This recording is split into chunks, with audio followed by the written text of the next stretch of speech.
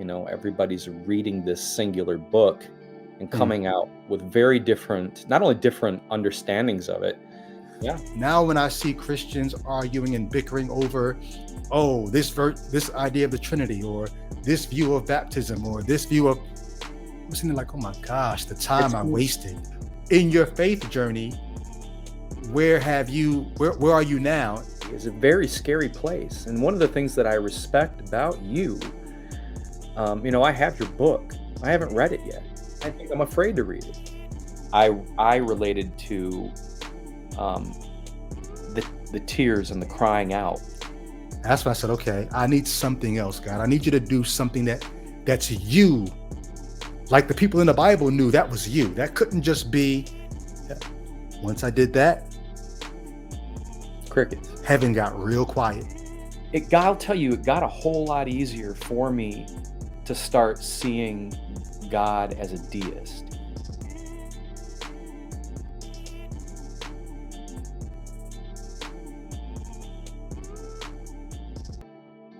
Just to make sure I got it all in. I haven't worn this in probably 20 years. Wow. This is like from the early 2000s. Man. One of the first cross movement t-shirts designed by Anthony Riley. I'm Anthony Riley in New York. I don't know. I know him. Yeah, better man. Be careful, man. There might be an anointing on that shirt. I'm sure just people seeing this, it'll take some people back. But yeah. Oh, I'm sure there'll be plenty that'll be pissed off. You rocking the grit shirt, I had to match your energy. Yeah. Well, we'll have to have that be part of the story of yeah, for sure. This was good. Well, for people who don't know, why are you rocking the Grits shirt? What is your affiliation with Grits, with Christian hip hop, with Christ, with Christianity? Who is a little Durk? Little Durk. So I think we're recording now. Okay.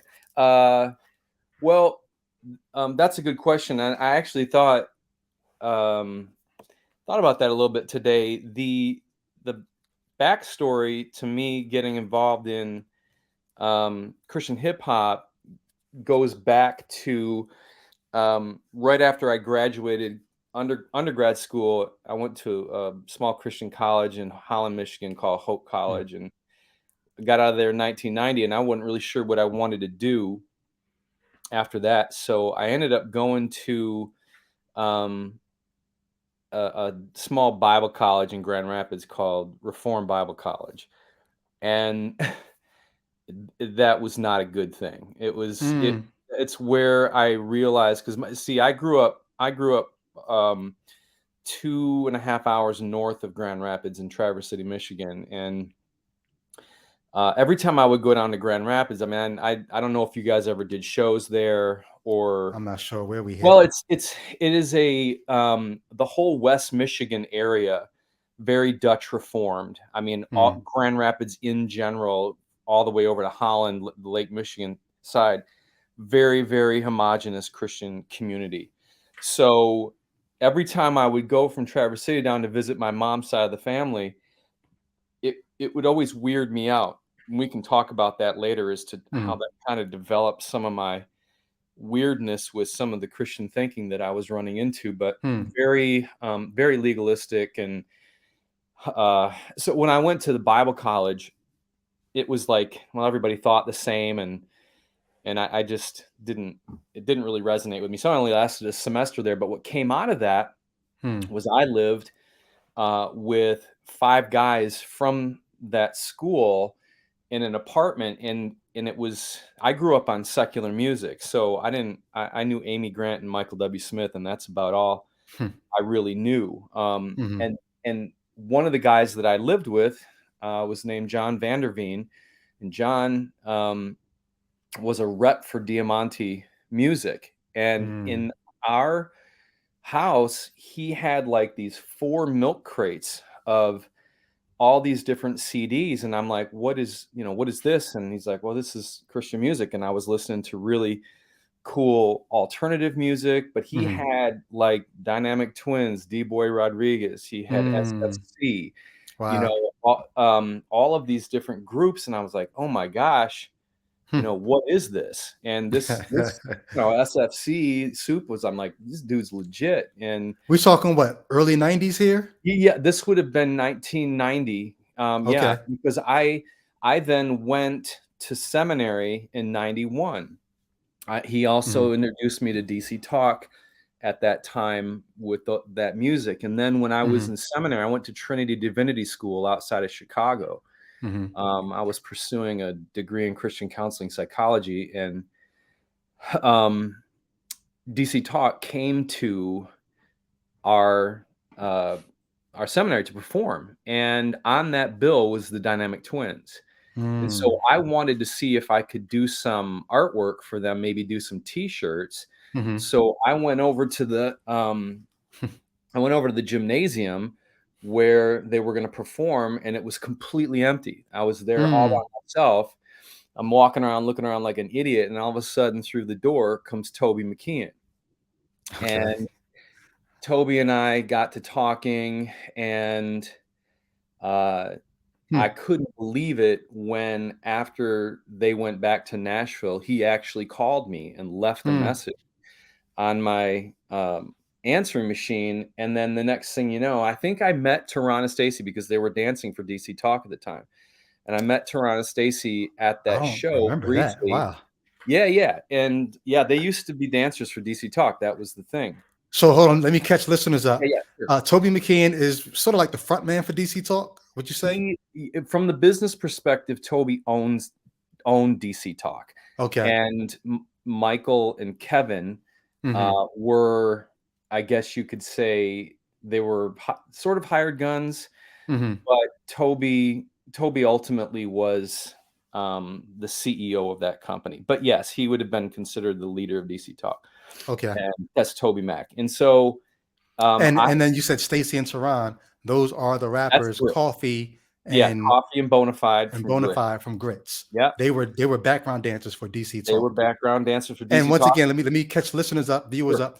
DC Talk, for those who don't know, in the early 90s, if you were not familiar with what was bubbling underground in terms of what was becoming Christian rap, DC Talk was probably the first group you would have been pointed to as this is Christian rockish / rapish. Yeah, they had a rock singer that was Kevin Max. They had a soul singer that was Michael Tate, and then Toby was the rapper. And so, and back in those days, they would have told you, in hindsight now, they would have told you, just early goofy music. I mean, it would be people would compare it to Vanilla Ice. Anybody who was like deeply into hip hop would have been like, no.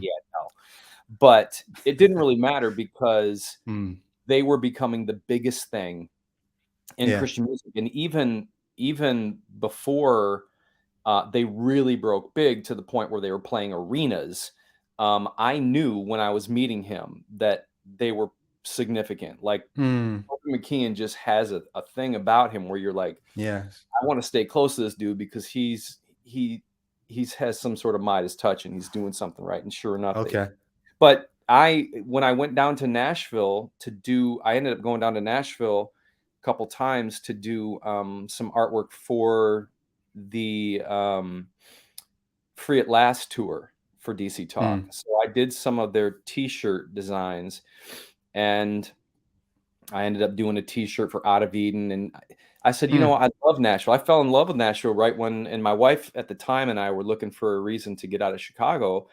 And he said, well, I'm starting a record company, and Toronto's, their Bonafide and Coffee are a group on that, and they need a manager.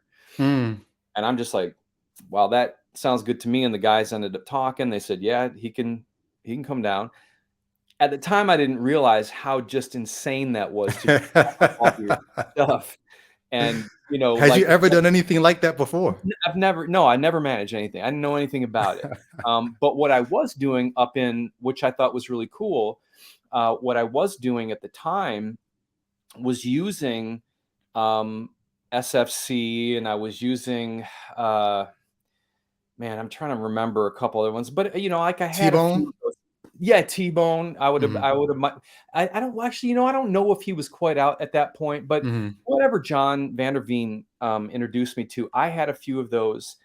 CDs, and I ended up hanging out with these dudes who I'm still friends with today, Mm. who were 15 at the time, 16 at the time. They're just like backpacker underground hip hop kids, and I met them at a mall out in Gurnee, and I used that music Mm. as a way to, the thing we always used to talk about was sort of lifestyle evangelism. Yeah. And, it's funny, one of those guys went on to be Sean Locke, who Sean, he kind of experienced the same thing a lot of people did with the pandemic.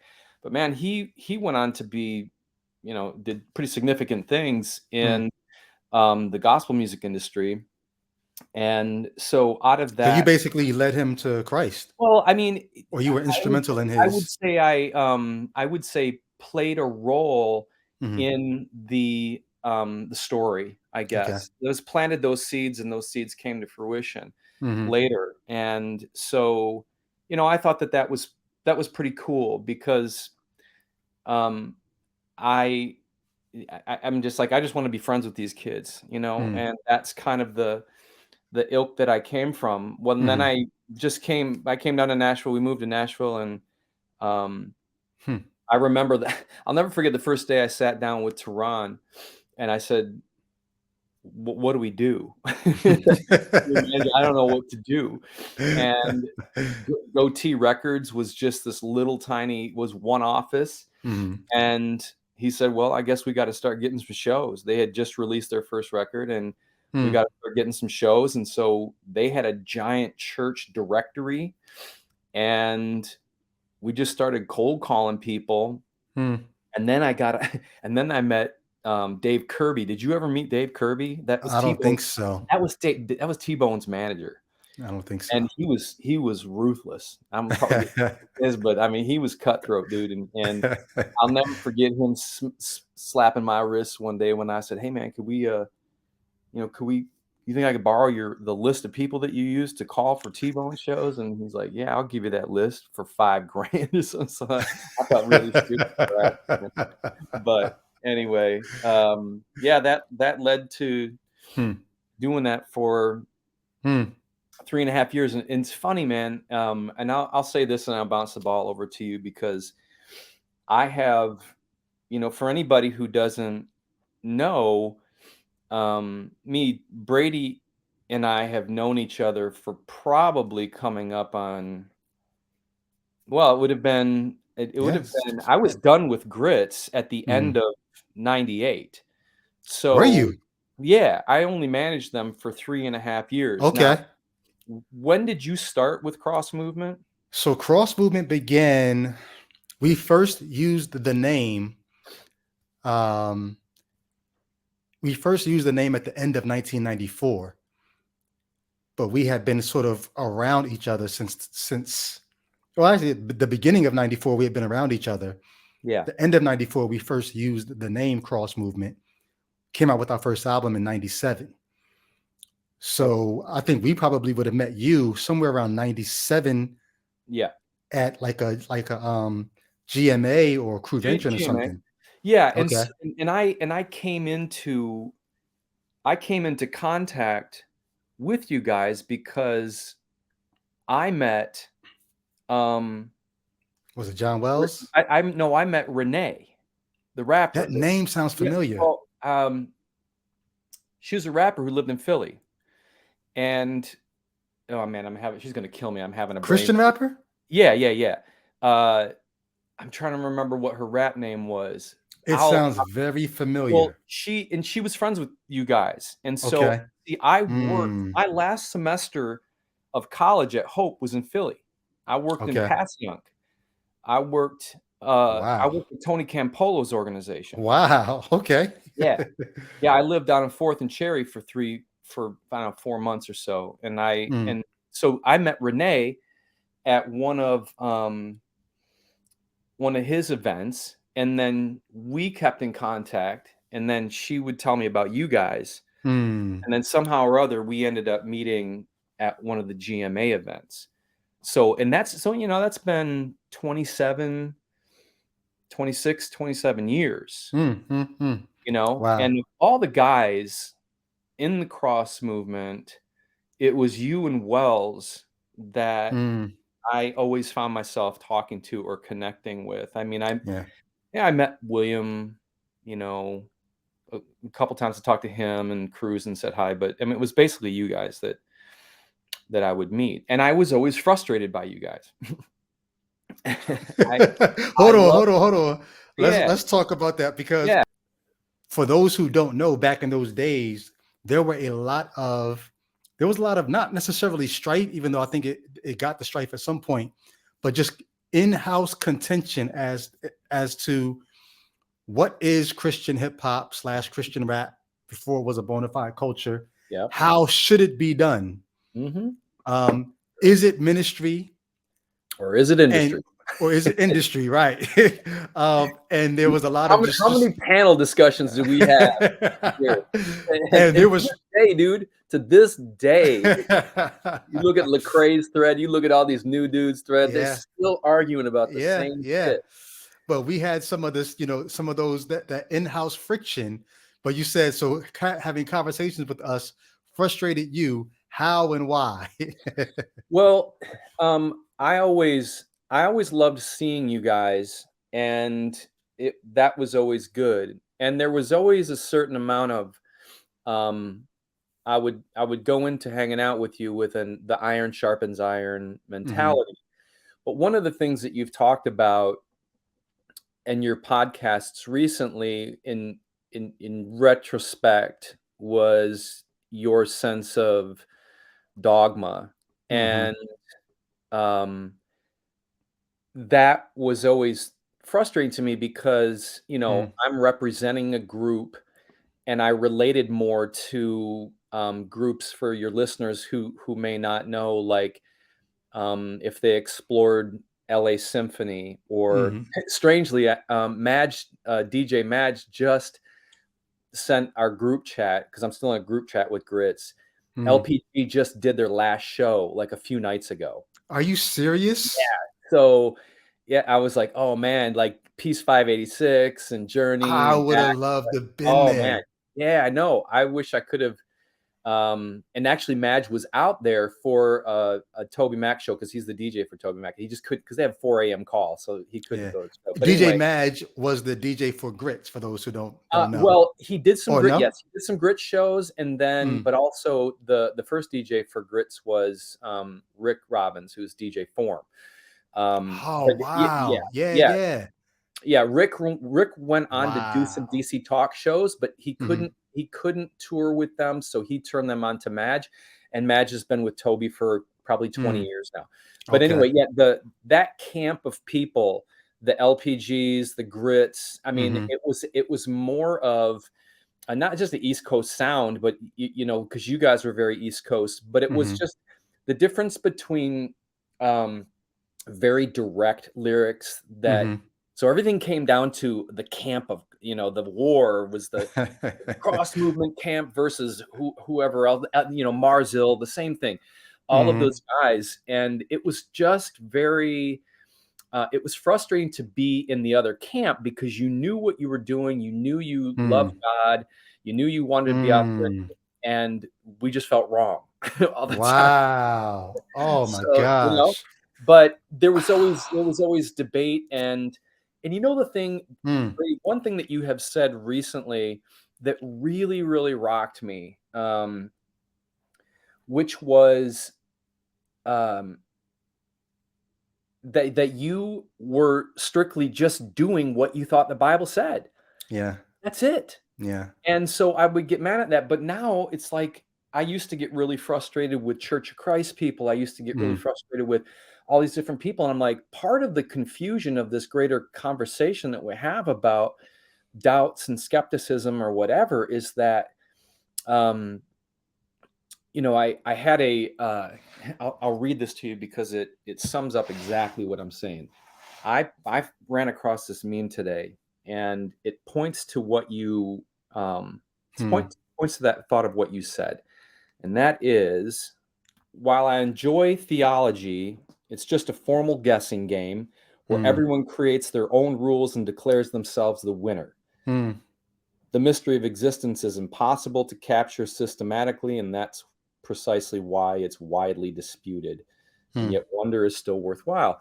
And I thought, we were all arguing, and now I realize, we were doing what we thought was the right thing, and that was for us, and you guys were doing the right thing that you thought, and how you read the Bible. And it's like, it's kind of weird to me, because now I look back and it's like, everybody's reading this singular book and coming out with very different, not only different understandings of it and how to apply it, but it's causing weirdness. Yeah. and ill feeling sometimes, and then I see that all over your threads. It's bizarre to me. Yeah. So that Wow. was kind of how, but I always looked forward to seeing you guys. Yeah. And you Yeah. stayed at my house. I don't know if you remember that. There's so many things. I know. Yeah. Yeah, you guys stayed at my house. And Hmm. I was joking with my ex-wife. I said, we were Airbnb before we should have latched onto that idea. I had you guys In Nashville, right? We stayed with in you? Nashville for Yeah, GMA. yeah, yeah. Yeah. So, And then, the thing that you just mentioned, like, there was always love between us. I wish there had been more love between Cross Movement and Tunnel Rats, but even there was still love. There was still appreciation. I hope that they knew, at least for me, there was respect. I respected the hell out of Journey Big and Rafi. And so I hope that they knew that it was respect, but there was that ideological, like, we really just didn't think that you guys were in ministry. And like my thing was, no, I love what they're doing. Keep doing that. Just don't call it ministry. Right. As if, you know what I mean? Like, who was it? I was talking to Red Cloud. I did an interview with Red Cloud the other day. Same thing with him. Ago. Yeah. And so he told me about how LPG was instrumental in his coming to Christ. Now, of course, now he's deconverted. He's not a Christian anymore, right? Oh, I didn't know that. Yeah. So I got a whole interview where he's talking about how his road into Christianity and then out of it. But LPG came to his school and did a very generic assembly for the students at the school. He was blown away, and then went up to them and asked him, like, yo, how do y'all do what y'all do? And then I think it was Dax who said to him, if you really want to know how, why we got so good or whatever, come to this other show at night. They couldn't preach in the schools. Okay. So he went to this other show at night, and that's where they gave the gospel. And I'm sitting there like hearing this story, like, man, all those times we, was arguing about the way to do ministry. Yeah. On the low, those guys were doing, ministry nonetheless. And so anyway, all that to say, the stuff that I used to fight over, even though I see the valiant effort in trying to have this purist, I don't want Christ to be misrepresented and all that. Yeah. Now, when I see Christians arguing and bickering over, this idea of the Trinity, or this view of baptism, or this view of, I'm sitting there like, oh my gosh, the time I wasted. It does feel like it feels like a waste. And that's why I have to laugh, because in some ways, none of that has changed. But also, one of the things that I think about, and it brought me back to my days at seminary, I had a professor, one of my favorite professors in seminary, talked about faith development as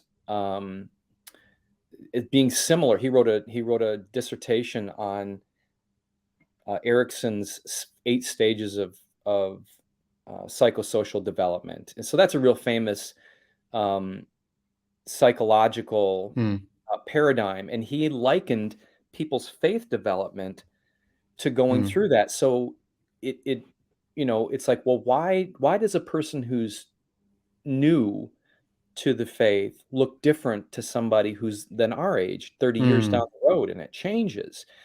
And that's because it grows and changes over time. So, and I think that, at some point, the things that we shrugged our shoulders about, maybe, or had all the right answers for early on, at some point, it wasn't okay to just shrug your shoulders. And I've been dealing with that for way before I even came to grits or any of that Mm. stuff. Wow. Yeah. So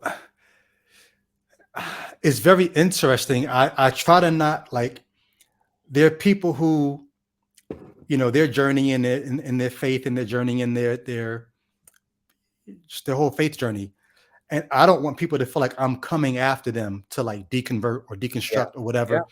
But I always take note when people reach out to me. There's something about what I'm going through that they can relate to in some way, shape, or form. So I guess I'm curious, like you have begun like reaching out to me on Instagram, just sharing funny things, whatever. I'm like, this doesn't seem like the kind of things a Christian would send, or somebody who's still firmly Yeah. in the faith would, share. But so I'm just curious, in your faith journey, where are you now in Yeah. relation to where you were back when we all were having those discussions? Well, I mean, the thing that I think I was back then I was pretty sold on evangelism, but I Mm, was sold on the long game. And in some ways, it might have made it easier. I'm in sales for a living, and so it mm, was never easy for me to ask for the sale.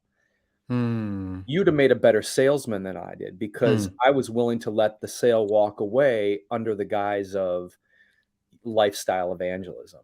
mm, Maybe I was afraid to ask for people to make a decision for Christ. I don't know. But I also have always believed in relationships and not hit and run. I'm only going to see you for 5 minutes, so let me get you saved. I always looked at my I don't know if you want to call it my ministry or whatever, but I was just always a relationship guy. So I mean, I loved connecting with people and building relationship with them, and hopefully they would see something. But as even from when I was a kid, I could throw out a million things like, oh, so the Earth's only 5,000 years. Okay, so that dinosaurs can't exist because it doesn't fit into that. It would just be mm, weird things like that. mhm, And ultimately, I was always the guy who was asking hard questions in high school and college. And if I dug deep enough, it always seemed like I could draw out the trump card from Christians, which is the old mm, mystery of God. We're not meant to know all the things. And I just half the time I looked at that as a cop out, mm, to not being able to give an answer that I thought was worth an answer. And so, over time, I started wrestling with, especially when I became a father. mhm, I got a father, and we're asked to call God the Father. And so there's ways I'm supposed to relate to him, and yet I'm supposed to be telling people about the ability to punish children eternally. mm, mm, And concepts were troubling to me. And so, mm, where I'm at today is a very scary place. And one of the things that I respect about you, I have your book. I haven't read it yet. And I mm, think I'm afraid to read it, to be honest with mm, you. I think I'm mm, afraid to read it. I mean, I'll get around to it at some point, but I respect y Brady, I think that there is a lot of people mm, who are somewhere on the path that you are, and maybe I'm there too, but I may end up just holding on to something mm. despite all logic, Gotcha. because it scares me Hmm. to think, um, maybe that there's nothing, or, that kind of a thing. Mm, So, but where I'm at today, I've kept my cards close with mhm, one of my daughters in particular, because she's a Christian and I love her dearly, and mhm, she's going on ministry in mm. DC. But I don't want to steal her joy, and I don't want her. Wow. I think she and her fiance wonder what my standing before God is. Mm. Why would they wonder if you've kept your cards close? Well, because they ask enough questions, and I'm just like, Mm-hmm. all right, let's have an honest conversation. I mean, Mm-hmm. my position is not where yours is. I Mm-hmm. do believe that there's something out there. I always found that the more specific the narrative got, Mm. the more trouble I had. Gotcha. You know what I mean? Like I keep Jesus in the conversation, but I'm just like, I don't know about certain things. So Mm. to your point about deconstruction and listening to some of your things, like, man, I think there's a lot of people who would call themselves deconstructionists, but they don't know how that house of cards falls apart quick. Mm. Wow. You know what I mean? Wow. It Yeah. does, but you don't want to admit Mm. that you can't pick and choose a few things Mm. without a lot of stuff. Systematic theology falls apart pretty quick. Yeah. Yeah. Wow. Wow. So yeah, I would say I've been in a very depressed state Mm. for 20 plus years. Jeez. You know, I don't Still wish going to church for most I of that, haven't, or? I go, like, I went out to visit my future son-in-law in DC a month ago, and he and I went to church together, and he's like, I don't want you to feel like I'm pressuring you to. I said, no, I'm happy to go. Mm-hmm. And he has Southern Baptist preacher. I mean, I'll give the preacher this much respect. He was talking about something I haven't heard in church in a long time, and that's Mm. hell. I Mm. haven't heard hell in a long time. Mm. I don't know if you've noticed that, but man, it's not good business. It really is. Well, depending on in some cultures, it is good business because that scare tactic, and I'm not saying that that's necessarily Yeah. all that hell is, but in some cultures, I mean, that is a good selling mechanism. If it's I think the churches I grew up in, especially in Nashville, man, Nashville was rough. Hmm. The Nashville was a show. Mm-hmm. Nashville was a show. You got into the choir because you wanted to get a record deal. Hmm. You shook hands with people at church and you had a demo tape in your hand. You know, Hmm. everything was Performative. yeah, and I didn't want to fall into the trap of, oh, your church hurt. It wasn't that, but um what I was seeing just Mm. across the boards, I was like, I don't know if it's Western Christianity or what, but this isn't interesting to me. Hmm. And I grew up in the church. I was born and raised in the church, Reformed Hmm. church, Hmm. in Northern Michigan. But I went through, back to your point about, with my kids, like I went through that with my own father. Hmm. When I was going through a charismatic time, I went through that with my own dad. He didn't sing. Hmm. His prayers are simple. I don't even know if this guy's saved. It got me Hmm. scared. And then when my father passed a few years ago, I looked back at him and said, I don't know if I've ever known a better servant in my life. Hmm. Super simple guy, Yeah. but, and to me, it was my dad was a friend to everybody. I look back at being 10 years old and going to, you know, hanging out at women's softball games. I'm like, oh, later on I realized, oh, my dad was friends with a lot of homosexuals. Oh, my Hmm. dad was just loved everybody. And I'm like, that had a profound impact on me. Hmm. But I'm supposed to say that all these people are, Yeah. bad and not. Hmm.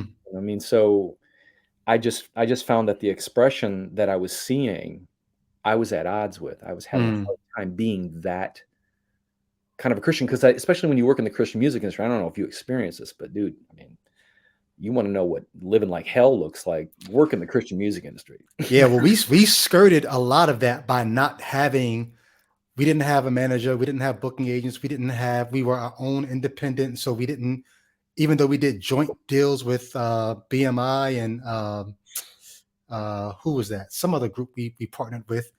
Um, we skirted a lot of that. So we only saw real industry hell like life at the GMAs.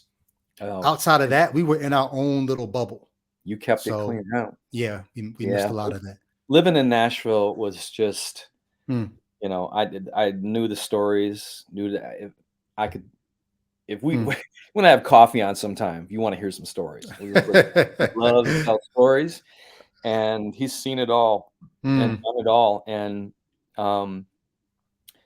you know, good dude. Those guys are still great friends of mine. But it was just an experience where once I got a job at Home Depot, I was working in the retail on the weekends. It made it hard to go to church, and I don't know. I wanted that exercise to be something that I found enjoyable, and what I found was rote ritual that didn't have any value to me. I just didn't. It didn't. You know, I would rather be out meeting people Right. and building relationships. I Yeah. found my church was our Tuesday night grits men's group. That was to me, that was church. Yeah. We got raw at those meetings, you know, it's 8 guys getting into each other's business and you know, I found that to be more interesting. Yeah. So yeah, it's been a very tough road and I really, you know, I empathize with the people who are on the journey that you have been on. And I find your story really interesting, man. I mean, like, I don't know what it was like for you. I related to um, the tears and the crying out. Please show me something. Yeah. Please show me something. Yeah. And so I've been there and remain in that place. Yeah. I cannot imagine, like, when I hear you say, you know, you kind of been in this place where it's sort of just been this depressed about this part of your life, your thought life, even your emotional life, your Yeah. spiritual life for 2 decades. I was there for about 4 years. I cannot imagine having gone any longer. What occasioned it was what occasioned me coming out of it was during the pandemic.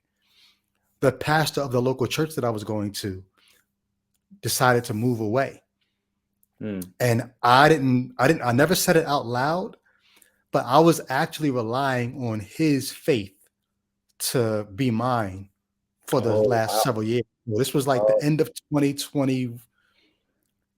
This was the end of 2020, I believe. Um, and when he decided he was moving away, I said, oh no, I was counting on his zeal to make up for my lack of zeal.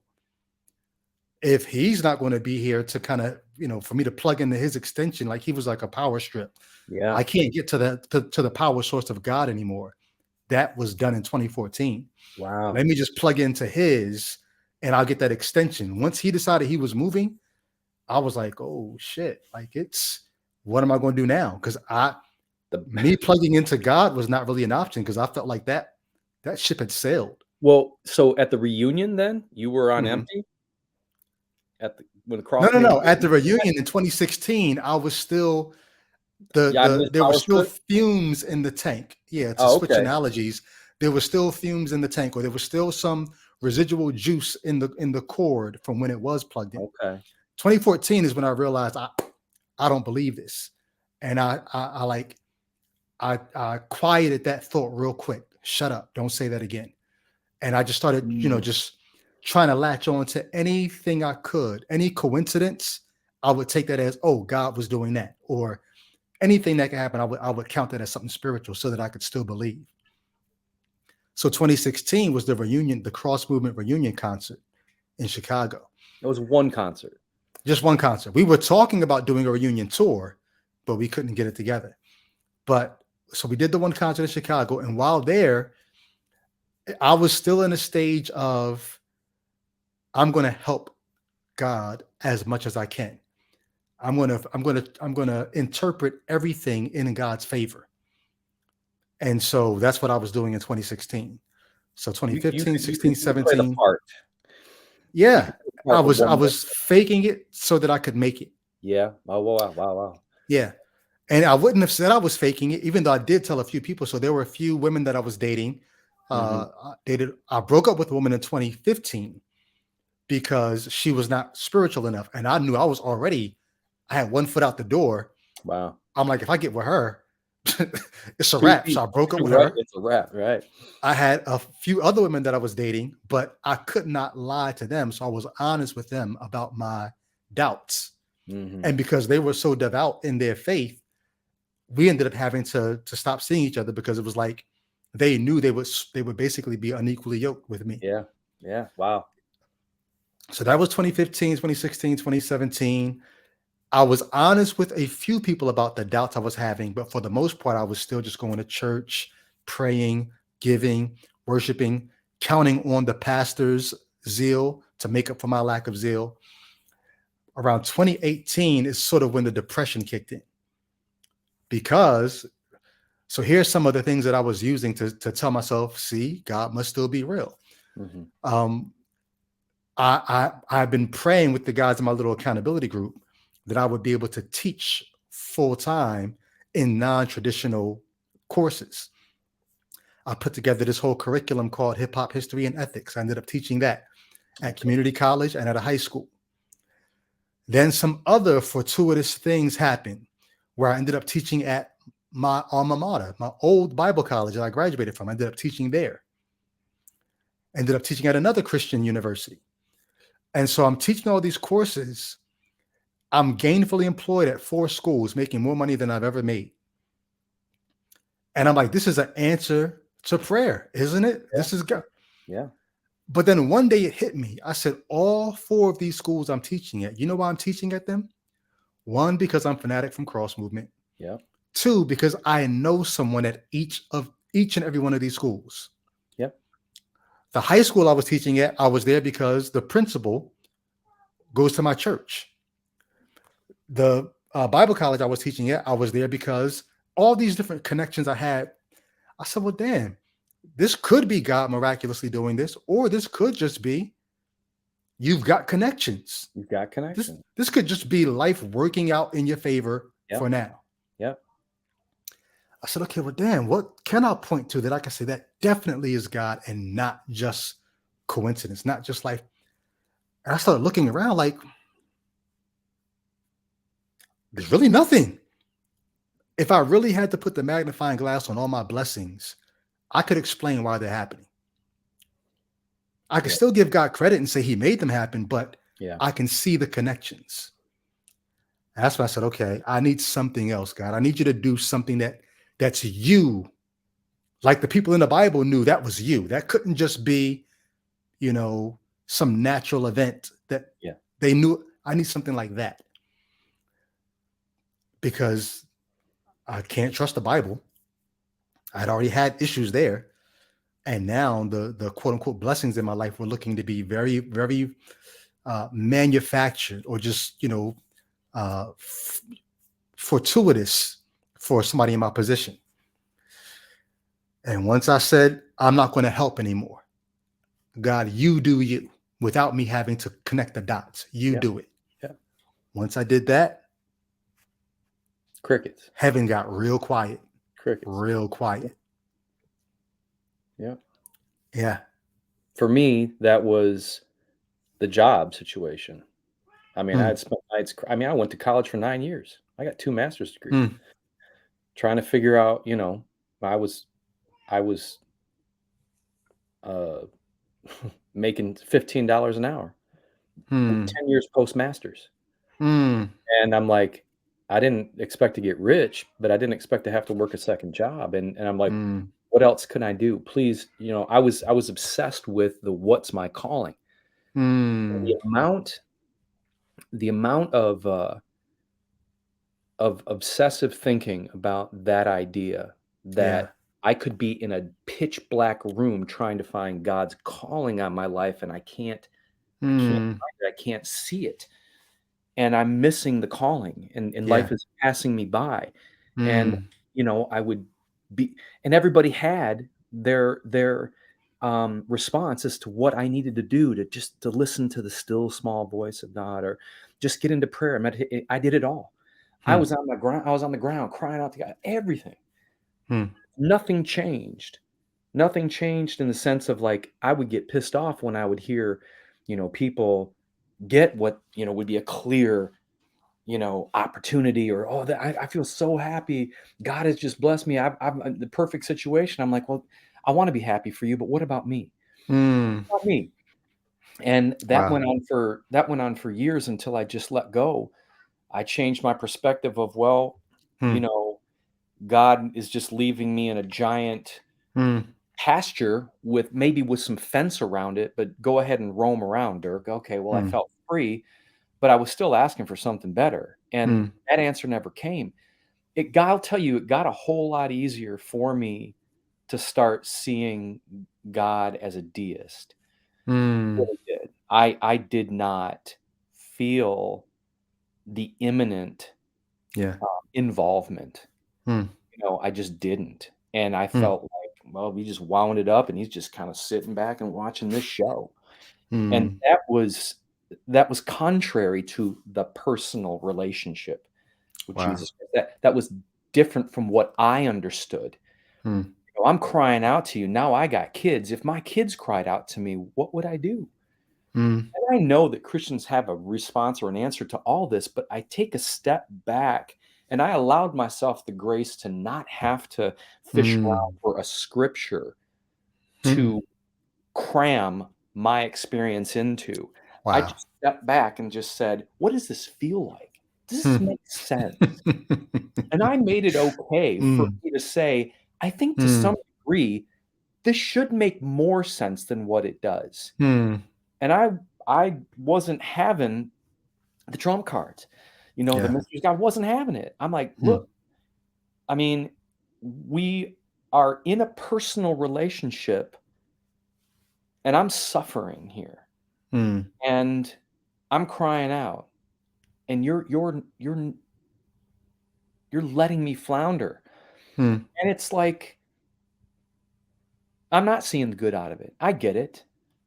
I get it that people think, well, there's something good there's a million and one Christian trite sayings, and I've heard them all, you know? Mm. Yeah. But what had a tremendous impact on me, when I was in Nashville, I'll never forget, Stephen Curtis Chapman. I don't know if you ever heard of him. Yeah. I remember the name. I don't Yeah. remember. Stephen Curtis Chapman's is real popular Christian recording artist, and he had his biological children. I don't know how many he has, a few, but he and his wife ended up adopting um, a couple girls. I don't know if they were where they were from, Asia somewhere, maybe, I don't know, Korea or something like that. But they ended up adopting Mm. a couple of girls, and he wrote probably his most popular song. Was used at all kinds of weddings in the 90s and 2000 or 2000s, about this daughter of his. And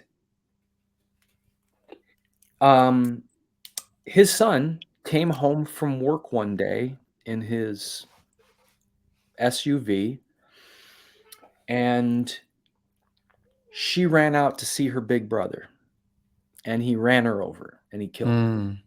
Mm. And st- st- I that devastated me. Like, Mm. how does that happen? That happens because there's no involvement here. And, Mm. well, why shouldn't it happen? I don't know. I guess I just feel like, Mhm. man.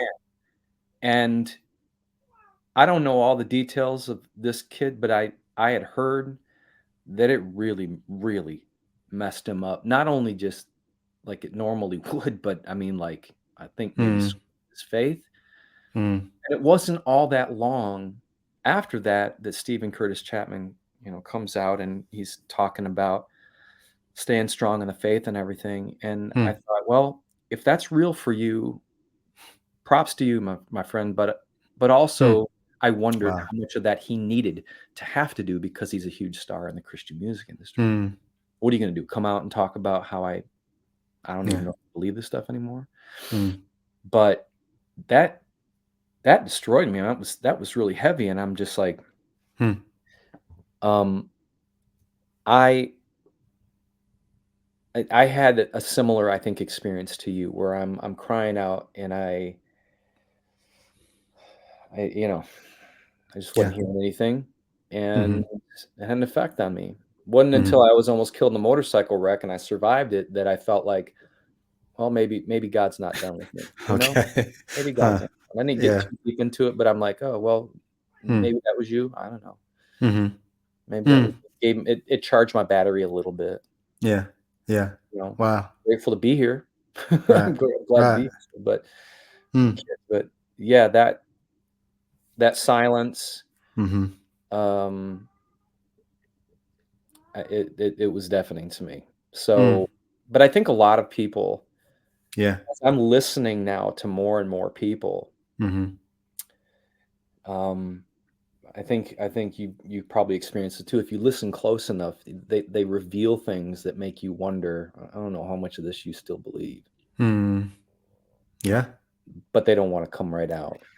Well, I don't put anybody's name out there who doesn't want their name out there. I got a ton of people who Hmm. are just like, hey, don't say anything, but I'm where you are. Yeah, Or I yeah, have, I've asked those same questions and I don't know what to say about that. Um, I have a few people right now who are, I don't even know if I could say they're in living situations that because they are dependent on other people yeah. or, just the relationships are what they are, they can't say that they don't believe anymore. Um, and so it's just like, I could only imagine what it would be like having a wife and children in tow. I think it was so much easier for me to deconvert because it was only me. Yeah, I had a huge impact on my marriage, I think. Mm, Yeah, it had a huge impact because my wife and I were going, Sharon and I were going to church mm, and we dedicated our kids and mm, wanted to raise our kids in the church. I wanted desperately for this stuff, and still, there's a part of me that desperately just wants it to make sense. I don't yeah. want it to even be true. I Mm, don't know the degree to which I've let go of things. I mean, mm-hmm, I have a lot of gay friends. mm, I just, um, I I think that, when I started experiencing depression and having questions, mm, she wasn't. mm. And, and it created, I think, Wow. some trouble there, and it certainly didn't make things easier. Didn't make Are you things talking about with your with current my wife or with ex-wife. your Oh, with my ex-wife. ex-wife? Yeah, Okay, I yeah, got you. Hmm, yeah, my ex-wife. hmm, Um, and so, yeah, I mean, and then with my kids, you wanna talk about a quandary because I love the fact there's a part of me that loves the fact hmm, that, you know, my oldest daughter is excited about her faith, and hmm, her, fiancé are really invested in their faith, and I love hmm. that, because I love to see joy in them, I Yeah, guess. yeah. But I also know that there is going to be quandary because I raised them. I mean, my ex-wife's Puerto Rican, my kids are biracial. I Hmm, raised them around the notion of diversity. They had friends at school that were of all different backgrounds. They had gay friends. They have black friends, white friends, the whole night, and they didn't know anything other than seeing hmm, me getting on with all people and just thinking, hmm, you're cool with me, hmm, and now, well, you're coming to a pretty strong evangelical hmm, paradigm, and you got to hmm, start drawing some lines. And one of the things, this is what scares me the most. hmm, I actually talked to my ex-wife about this the other day. You know, when when Deuce said, "How are we supposed to respond to him?" hmm. Which punctuated, by the way, with Southern Baptist preaching style, by the way. I'm distracted by that. I digress. How are we supposed to respond to fanatic? Hmm, Well, I can't talk to him anymore. hmm, I can't connect with that. I hmm, can't connect with that. hmm, But you said you knew that if it came down to Christ or your family, you had to choose Christ. hmm. Back when you were steeped in that thinking, and Yeah. again, well, that's what the Bible says. Mhm. That's what the Yeah. Bible says. And but when you're challenged with actually having to do that, Yeah. Yeah. Something about it doesn't feel right, and it's like Mm, I love, you know, my guy, mm. and I don't know. I pry too hard, but I mean, I don't know if that's been the complete response to everybody of your former workers, or I see Cruz still chit chatting with you, Oh and yeah, yes, yeah. It's interesting because one thing I can say is I'm almost certain that all of them still love me. oh, I believe it. Yeah, there's no love lost, or Yeah, maybe some love is lost, but they still love me. yeah, But they love me according to their faith, which means they have to love Christ more. And I get it because I was there. You yeah, know what I sure, mean? sure. Um, but like you, I do think even what the scripture says, um, how you claim you love God who you've not seen, but not love your brother who you have seen. Yeah, I think there's a certain logic to that. Like, I'm here, I'm real. I'm here. Everything else you're taking by faith. Doesn't that win me a certain amount of let me hear you out? Let me see why you are where you are. Only Cruz has taken that approach yeah. to I'm going to love you that way I as wondered if that opposed was to seeing you as an enemy. yeah, I wondered if Yeah, that was the case, yeah, which makes me wonder, if he doesn't have a sense of, empathy, I guess. But yeah. I had I'm a really I had a really good friend, who uh w- let's just say he had some repeated struggles Hmm. while we were in Nashville, to the point where the church said you got to go, Hmm. and they shipped them off.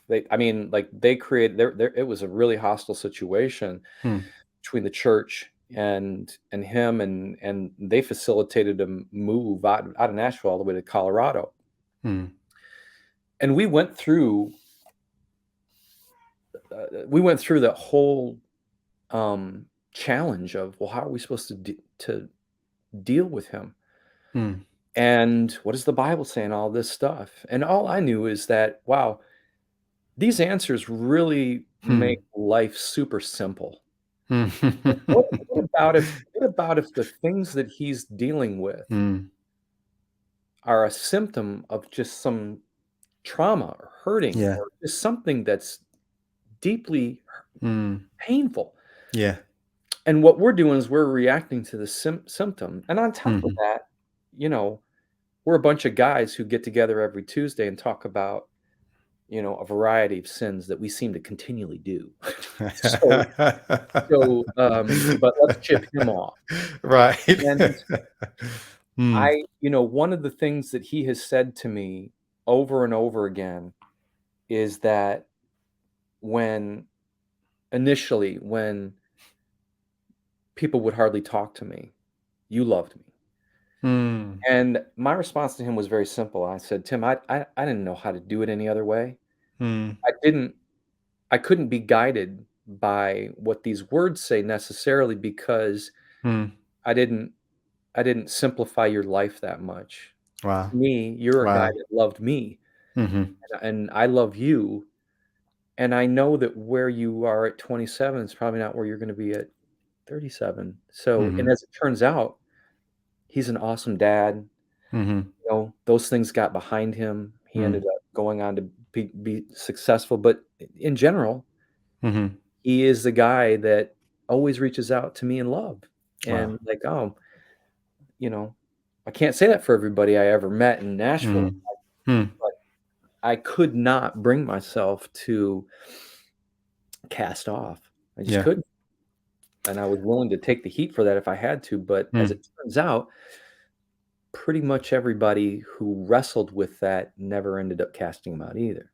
Hmm.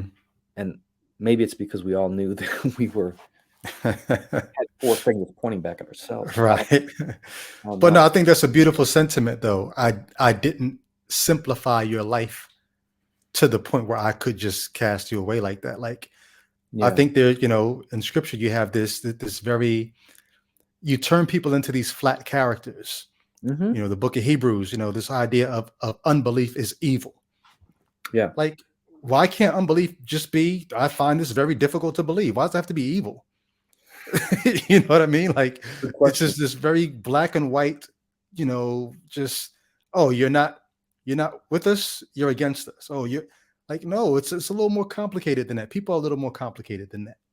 My Yep, you're deconversion was a little more complicated than yeah, that. but if you could have $1 for every person that said you overthought things, you'd probably do it. Right. Me too.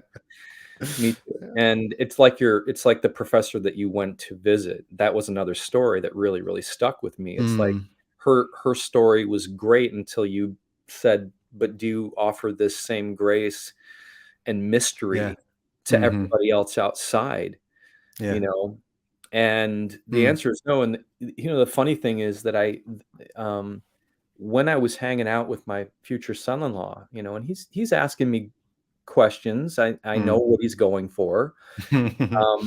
He's a very thoughtful guy, very Mm, smart, but he's also wanting to make sure that I'm positionally right.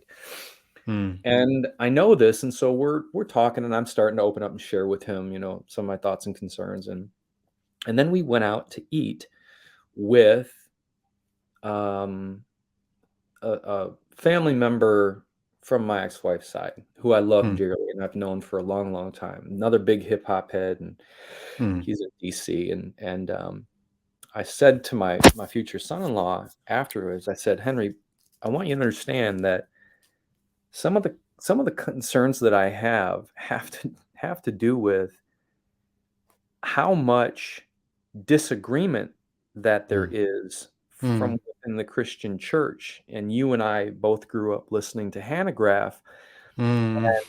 in the essentials, unity, and the Mhm. non-essentials, liberty, and All things all things charity. charity. Yeah. And I thought, well, wait a minute, non-essentials? I don't if it's in the Bible and that's the word Mm, of God and it's true, I'm not comfortable calling that non-essential. I know it's not salvific, but at the same time, mm. if you're talking about baptism between you and me, do I believe in infant baptism or adult baptism? We can squabble about that all day long. But if you're Church of Mm, Christ, yeah, and I said yeah. to him, I said, do you understand that this guy that we just had dinner with, who I love dearly, if we got into a theological conversation because he's a devout Church of Christ person, there's a Mm, decent chance that neither you and I are saved. You mm. understand that, correct? So to my evangelical son-in-law, I'm pointing out that I know you're checking on my spiritual welfare. Part of my problem is you're likely not saved if we ask the guy next to us. Wow, And wow. that's right there is part of the problem Mm, of there's so yeah, much confusion, but the God is not the author of confusion. wow. I'm confused as hell. I'm gonna tell you right now. Just Hey, give me 1 second. Let me turn my power strip on. My computer's yep. about to die. Well, I think it scares me to have those deep conversations with them, not because Mm, I just not because of where I'm at. I'm okay. I mhm, always told I always told my daughter, God, I believe, is big enough to let me beat on his chest. hmm, God is big enough to let me have these questions. And yeah, if this is where I stay stuck to the end of my days, mm, where I stay stuck. yeah, I'm like you. People don't need to waste their time mm, trying to get me to come back to the faith I had when I was 20. It's mm, not gonna happen. hmm, Not gonna happen. Um, but I'm more concerned with them. I don't want them in the space I'm in. That's what I mm, don't want them in that space of yeah, you know those feelings because yeah, it's heavy. I like seeing them joyful right now, but they're also stressing out. hmm. They're also Well, stressing out. that's one of the reasons why I don't just go away, is because I know what it was like for me in 2015, 2016. But Yeah, more importantly, I know what it was like for me in 2018 and 2019 when the depression kicked in. it's heavy. And I don't want to see anybody else living in that space. I think that's just a natural part of the process when you have to think to yourself, what if everything I believe is not true? And then there's extra weight. I didn't just believe this. I preached this to people around the world for decades. And my response: did I lie to people? Did I mislead people? And then if you add on top of that, my career is built on this. Like every job that I have is based on, Yeah. And so there were days, very many days, I would wake up and just lay in bed. I couldn't even put a foot on the floor because I'm like, for what? Like, but if I put my foot on the floor, I'm going to go further into what may not be true. I'm Yeah. going to just lie here and hope that some kind of osmosis of the universe will undo what needs to be undone. Because if I get up and go to work, I designed a whole curriculum. This whole hip hop history and ethics thing was designed to get me in front of people to have theological conversations under the guise of just, humanitarian missions, just helping out, society be better people. Yeah. Everything that I do is geared toward this. If this is not true, what is my world? Yeah. And so I know what that's like to feel that way. And I'm like, if I could spare anybody, if I could make somebody's 5-year depression into a 5-week depression, Yeah. I will have helped somebody. You know what I mean? Yeah. I think Yeah. for me, what helps me with that is that I've given myself, it's okay for me to be in this space, and I don't have to fight my way out of it. Mm, And also, it's like my it's like with my dad, I think, well, what if somehow or other, because everything that I do is mm, driven by my understanding of what I was taught about Jesus. mm, So me going out and helping people or being available to people, listening to people, have them walking away from being with me and it affecting their life somehow to be better. mm, I was okay with that being some form of an expression of what I understood Christ to be. mm, So, but I didn't feel compelled to try to have to save them from a literal fire lake. And mm, um, I just I was just left with things that are not acceptable to people in evangelical. Well, Jesus is your nice guy, and mm, it's the road to hell is paved with whatever, all that stuff. And it's like, I know for you guys it's not good enough, mm, but for me, I'm like, I want to live this because I mm, just knew too many people that were great at debating stuff, and I mm, would line them up with people who might not even be believers and think that this person is far more of an attractive human being mm, than you mm. are. And Wow. so Mm, I wanted yeah. to serve, I wanted to go out and love people, I wanted to, I think that was the therapist in me, Yeah. that's just wanted people to say, after meeting you, Mm, you offered me something that the church, growing to the church or whatever didn't, because mm, they had all these prescriptions of how they're supposed to be treated. And I'm like, I just don't look at you as trash. I mm, I had an easier time hanging out with sinners than I did mm. saved most Wow. of the time, to steal an old Johnny Cash line. So, because I could relate to them. Mhm, I mm, could relate to them. I never felt the need to go to the show and put on the show. mhm, I hated that. I hated mm. being fake at church. I hated all the church things you say, Yeah. "Be blessed, brother," all that stuff. I couldn't say it. Mm. It's phony to me. It was all phony. Wow. So, yeah, Mm, to come out of that or to be driven, because it's funny, I look at you as like you still have the same fervor that you mm. had when I met you some years ago. You're a Yeah. different evangelist now. Right. But it's like people interpret that as you just wanna, steal away from people. Well, I Mm, think more so I see you as a person that's available to help. Yeah. folks who are going through this because, man, I'm telling you, it's terrifying to come out, if you will. Yeah. It's terrifying to come out. Yeah. I knew It, people in Nashville that 30 years ago, I was as a therapist. I had people that I remember a guy from the Christian music industry. He was a performer. He's like, I'm up on stage at my keyboard, looking out at this crowd, and I don't believe anything I'm saying.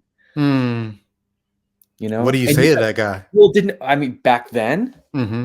I was where you and I were, so I didn't have anything to say. Didn't have anything to say, and I don't know what he was hiding. I don't know whether he was gay. I don't know whether theologically he just didn't believe in any. I don't know, but he was wrestling with something that didn't line up with his faith. Right. And wasn't it you that posted that video of the Christian rapper that was coming out after a show and he just stopped before he could even get to his car? Yeah. Yeah. That Jay was Crumb. huge. Yeah. He couldn't get the words out. He Yeah. couldn't take another step. Mm. And for him to break down in tears, I felt that. Yeah. Wow. I felt that. Yeah. You know, I can't get up on stage and say these things. The words won't come out of my mouth. Yeah. Yeah. I felt that in front of classes. I felt that when talking to my sister who had, she deconverted years ago, where I was trying to do my usual apologetic and I couldn't get the words out. And the conversation that would have normally gone on endlessly with me debating ended in about 5 minutes because I couldn't say those things to them anymore. Not in good faith, no. Yeah, not in good faith. Yeah. So let me ask you this, is your mom still alive? Yes, and she's a firm believer, devout believer. Saddened. How did that? What's this been like? Well, yeah, I mean, we have conversations about where I am, like maybe once every 3 months, and she told me she's sad when she thinks about it. Sometimes she I don't know about anymore, but initially she would lay awake at night, Yeah, sure. thinking sometimes about some of the things I've shared, and sometimes thinking about my eternal destiny. So that's tough, but she doesn't use it as she doesn't make it uncomfortable for me. I try not to make it uncomfortable for her when I try to challenge her to think about what certain things actually mean and why does the Bible say this. We had one conversation recently where I said, Mom, this is the only life that for sure you're going to have. And my only point was, why not enjoy it a little more? You like going to this kind of place, won't you go there more often? But the conversation sort of devolved into does she know for sure that she's going to have another life? And so we started talking more about her certainty that there's another life, as opposed to my point, which was, hey, won't you live this one while you have it? Well, you ran into those people that would always be thinking about heaven. And I'm like this life is trash.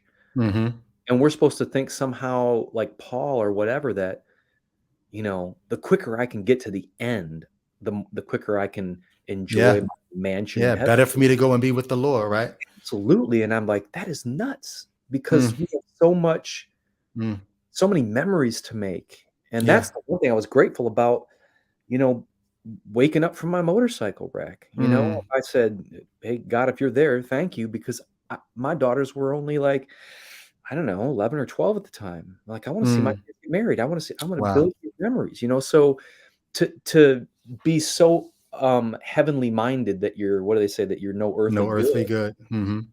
I get that, and it's like, why devalue the gift we're given from God? If this life is a gift, why am I saying it's just shit and I can't wait to get out of here? And I never had a problem arguing that. I also never had a problem with go to some shows, go see some music, man. I mean, experience something other than the ritual. But I understand the quandary that if I try to go into conversations with my own mother, knowing how important routine and ritual is to people's sense of well-being. There's a reason they go to church 3 times a week. There's a reason, because it brings them, it's like a morning cup of coffee. It brings them comfort. And I don't want to force or do anything that facilitates that crisis, Yeah. because it's not Yeah. fun. It's not a fun Right. crisis. Right. And, I well, can. hearing you say that, it does make me, in some senses, want to temper the way that I advertise to people that there's life outside of the life that I lived.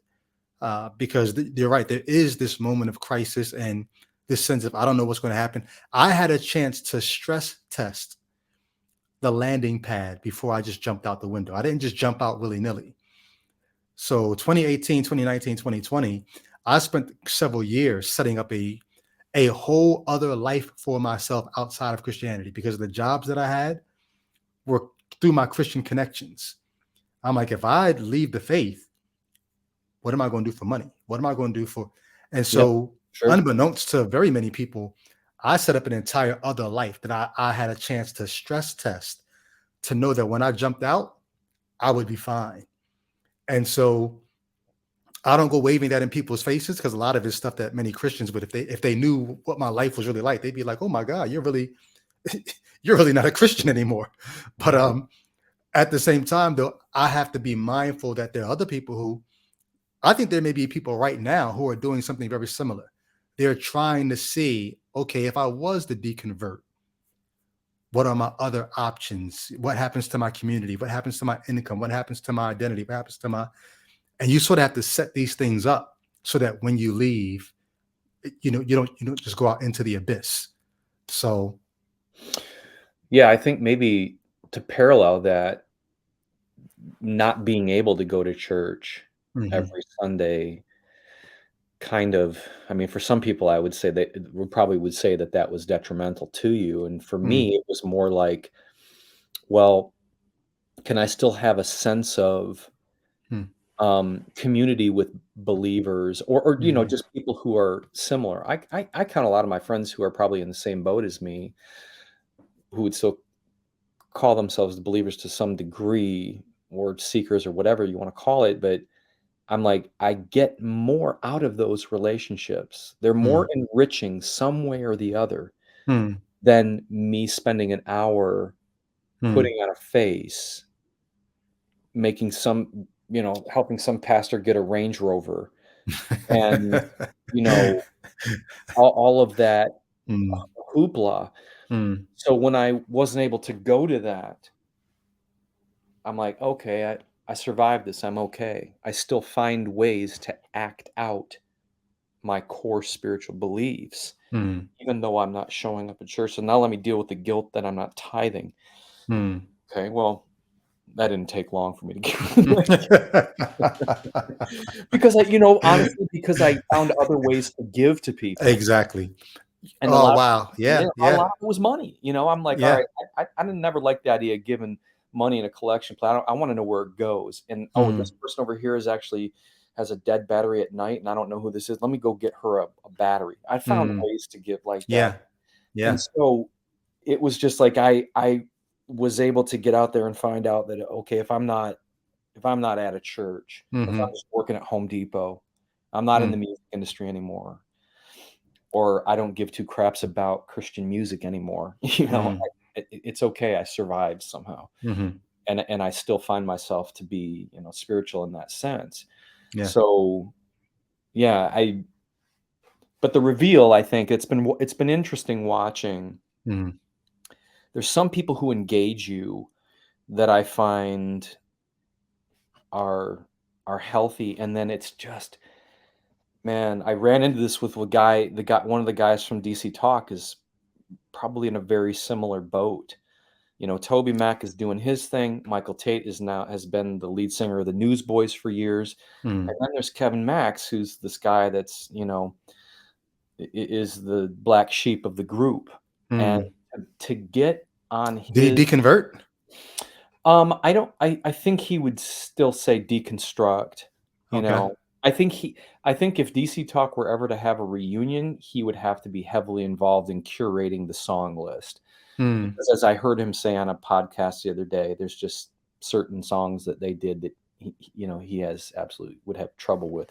wow. But their later music, which was Mhm, not really so much that rap-ish stuff or whatever, had some real thoughtful Mhm. tunes that I think that he could still sing, but, Mhm. um, watching the threads on his social, Mhm.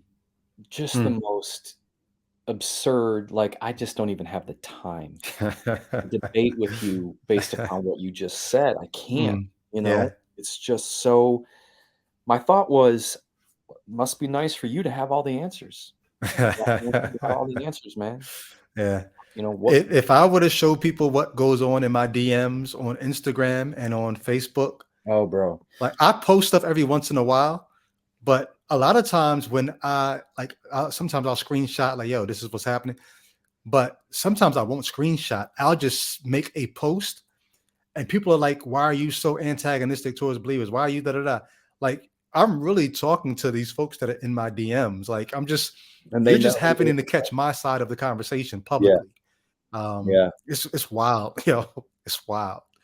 And that's the thing is that I don't I guess I'm so filled with empathy, Hmm. I don't have it in me to really attack the only people I can get a little snarky with are just the people that have all the answers, Hmm.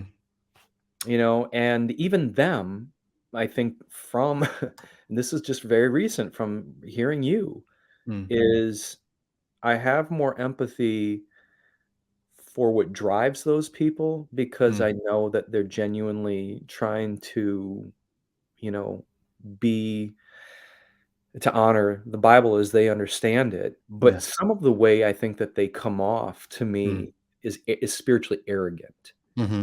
It's just arrogant, and I would have been one of those people probably. well, and that's what yeah, I mean, which was part of what I mean, Mm. I could have thrown around old cross movement conversations, I could have thrown around Yeah. heresy, I Yeah. could have thrown around, Yeah. you know, and it's funny how having this conversation now nearly 30 years later, Hmm. um, I don't I don't know that, you know, Mm. I don't know that I wouldn't still be having those feelings with certain people within Right. this Right. organization. Well, see, here's the interesting thing. I was probably the more mild version of whatever cross movement was because even though I held the staunch views, I always tried to find a way to find some kind of middle ground or find in the person who's holding that view. Let me talk to. Um, so I was an asshole, but I was probably one of the nicer assholes in Well, terms of like just you were you have engaging. to see it my way. Yeah, You know what I mean? you were willing to engage and talk. Mm, I didn't get that from everybody, and also wrestle. I mean, there's a hmm. difference between wrestling and we're going back and forth, and it's, you know, I can listen to you, you can listen to me, and then there's the person that you talk Mm, to, and it's like, I'm not gonna put anything out there because I'm just an idiot. mm, You've got all the answers. right. What 5 minutes would I wanna waste Mm. trying to even put this out there because you have an answer for everything, and really, honestly, that must be amazing. That must be amazing. It is amazing though to feel like it's black and white, like there's no gray, and Yeah, it's an amazing feeling. it is, and I've Certainty is an lived amazing feeling. it is. It really is, and I have lived, I guess, in some form of the gray for my whole life. Mm, I think it's because I hmm, was never I was never super driven by the, you know, I could go with a flow of what I felt was right based upon my hmm, upbringing, so hmm, I could go out and interact with people, and then some people could come up and say, "Well, you know, that's not in accordance with scripture," or whatever. I'm just like, "I don't know, man. I'm just" you know, like my buddy that got shipped off. I don't know. It feels right. And then mm, 20 years later, you're realizing what a profound impact the fact that you didn't mm. cast me, you know, but Yeah. to this day that people would say, well, you didn't do it right. Okay, I accept that. I accept Mm, that. And, yeah. you know, see you later. Mm. Go do your rejecting. I don't know. I don't There's want one thing you said that surprisingly, not there's one thing, but a thing that you said that surprisingly um, resonates with me is when you talked about being able to say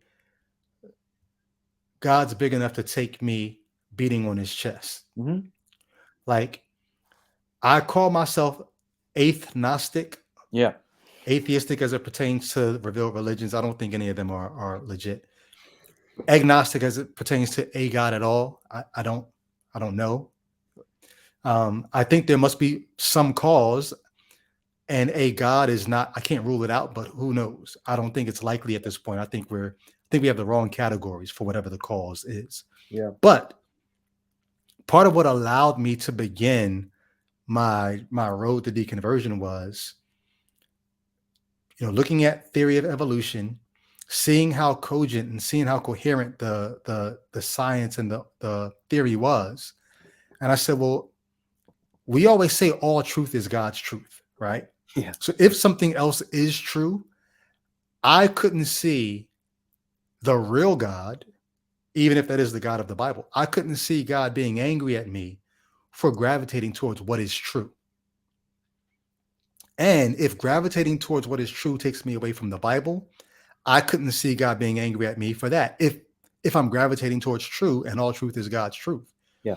And so the further I got into that, the more I felt like, even when I say things that are, yes, I admit, I mock Christianity. But I feel like if there really is a God, that God probably laughs at my jokes, like he's right. Well, because I'm pretty convinced at God up there just rolling his eyes, just going, look, there's a lot of things I don't know, but I'd be willing to bet my life that if Jesus Christ came back today, he would not be going, you guys got it right. And particularly Texas, you got it right. And you're right. You are always my favorite state. There's nothing about, there's so little to me about the way that Christians do life and expression and all that I find it to be some manufactured. You know what I mean? I look at the way I understood Christ. It was so much simpler. I mean, just hang out with people who are shitty and, be friends with them, challenge them in some ways. But I think that just like in the way that we got slavery wrong and Jim Crow and all of it was based upon the Bible. There was always biblical backing for all of those things. Interracial marriages. Yeah. My marriage was sinful. And they're still dealing with that today. There's still people that still don't believe that. Well, I would say, well, we got that wrong. What else might have we gotten wrong? Yeah. And the people I grew up with in West Michigan would go, I mean, I remember relatives being seen in video stores and ducking down and hiding when somebody from their church would walk by. And X-rated video stores or just regular? No, just regular video. Like West Coast videos or something. Just Blockbuster was in Myers 50 acres. Wow. And you couldn't rent movies. You couldn't, make any food on Sundays. It was just legalism to the hilt. But I'm like, they don't live like that anymore. And they would find that to be absurd. I'm like, well, why is that absurd? You believe that to be Bible back then, but now you're saying it's absurd. So what was it true but not true then? I mean, is it relative? What are we dealing with here? And I couldn't get away from that thinking. I credited God with the way that I process my thought. I blame God. Yeah. I blame God for the way that you think about things. He created you this way. You don't have the ability to continually look away, or at some point you didn't. Right. I can't stop that this is troubling me. Right. So I couldn't, and that's perfect. The way you just said that, I could not get myself to the point of believing that cognitive dissonance was God's will. Like if I'm running into things that strike me as true, and it flies in the face of the Bible, I would have to live with a divided mind. And I couldn't see that being God's will. So it's yeah. There's verses I would think that you could probably cite that would show that that's not accurate. Yeah. But the dissonance doesn't leave. Yeah. You know, at some point, the answers I was given Mm, were either I'm just like, I'm sorry, that's just not a good enough answer, mm, or I felt like they were bailing and mm, admitting that they were lazy Christians who didn't understand either. mm, I didn't get it, but I cannot let go of. And so I'm creating dissonance in them, and all of a sudden it's like, all right, this is mm, getting a little too close to home. Let me run away. mm. Okay, all right, Wow. so it's yeah, good questions, but I don't have the answers. But okay, it doesn't matter to me. I'm Mm, just going to continue to go through my rituals. mm. So let me ask you this, because I think this, I mean, you said so much that I feel like people watching and sort of on a fence of on some of these issues probably relate to. And I know you said you give yourself grace um, to not have to, have the answers and not have to.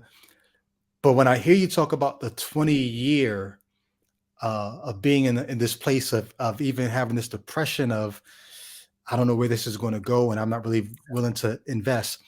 I guess when you think about yourself looking forward, do you see a time when you are on the other side of this existential funk? And what do you think it takes to get there? Well, it's less.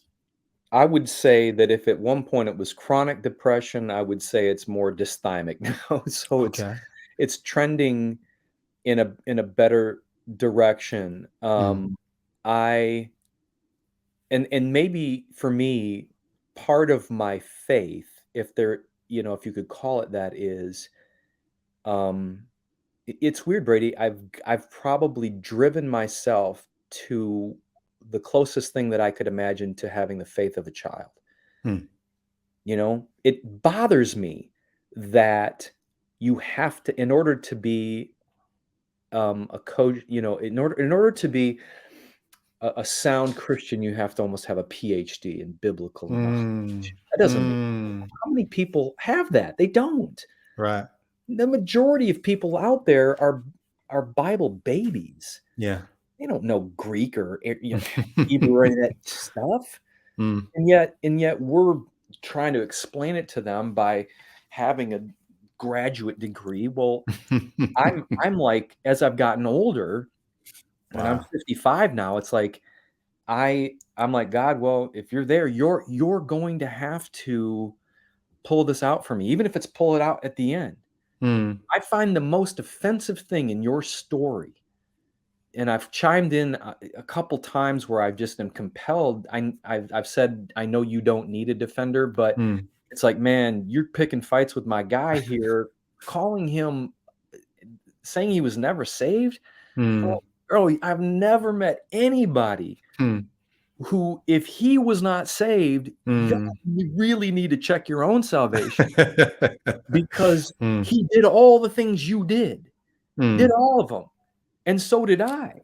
8 Well, different but they would say Jesus is going to say to some folks, the ones who say, "Hey, we cast out demons in your name, we prophesied in your name." He's going to say, "I never knew you." So Yeah, they have a biblical basis for saying that I was never correct, saved. and then we have the author and finisher. You have Right, all the scriptures that you can right. throw in there that also create the Mm, confusing yeah, aspect, yeah. which is, the free will, all that stuff. It's like, Mm, that's always at odds. And mm, so what I knew is that you responded. mm, You responded, and faith, to me, faith is in that development paradigm. Even if mm, you were going, initially for the girls, and you were going to, for social, whatever it was, mm, at some point along the way of the process of faith, you responded as understood by all these people who are throwing rocks at you, as did I. mhm, I got I questioned my salvation because I responded to, joining the church, and you had to mm, make a profession of faith. hmm, The pastor calls out all of the tenets that you do believe. Yes, truly with all my heart. Yes, truly with all my heart. And somewhere along the line, I just said, well, I don't think mm, that I got saved doing that. And then I went mm, on this treadmill where you've said this before, where I got saved 8 different times. If that salvation yo-yo Mm. doesn't make you say something is wrong with that Mm. picture, then I Wow. don't know what to tell you. Hmm. Because if that is what God wants, is for you to be like, I love you, I don't love you, I love you, I don't love you. Hmm. You're in, you're out, you're in, you're out, you're in. Hmm. That is absolute abuse. Hmm. It's abuse.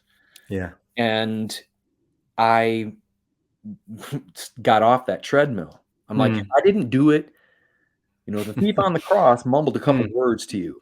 Hmm. That was good enough.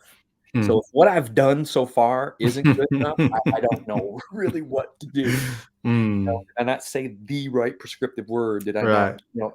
So Hmm. it's Wow. Wow. all those people that throw rocks at you that you were really never saved. Hmm. I'm like, Yeah. that has to be troublesome because Hmm.